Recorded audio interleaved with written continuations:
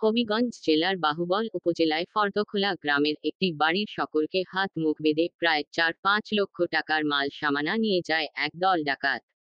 বাড়ির মালিক আনোয়ার আলী জানান, গতকাল রাত প্রায় ২টার দিকে আমার বাড়ির জানালা ভেঙে ৬ জনের একটি ডাকাত দল ঘরে ঢুকে পড়ে। প্রত্যেকের মুখে কালো কাপড় পেঁচানো ছিল আর হাতে ছিল রামদা, ডেগার সহ দেশীয় অস্ত্র।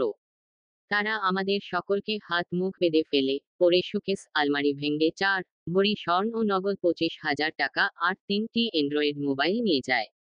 এই নিয়ে গ্রামের সবাই রয়েছে খুব আতঙ্কে। জানালা ভেঙে ২টার সময় তারা গরু ঢুকছে, ঢুকে পরে আমরা চোখ মুখ বান্ধিয়া আমরা থইয়া বইয়া থইয়া এরপরে যাবো আমরা ভোটারে লাইসে করে সব ডাকাতি করছে করে যা সব লইয়া গেছে। রাত ৪টার সময় বাড়িছে, ২টা ঘন্টার সময় আমার ঘরে রইয়া গেছে ৫ ভরি ৫.৫ ভরি স্বর্ণ, ৫.৫ ভরি স্বর্ণ আর প্রায় এই পর্যন্ত মোবাইল নিছে। সেই কিতাব মোবাইল, টাচ মোবাইল ২টা আর একটা বটম মোবাইল। মা, তারপরে বোন, আমার ছোটো ভাইয়ের ওয়াইফ, তারা এখানে থাকে। আমি পাশেই করেছিলাম।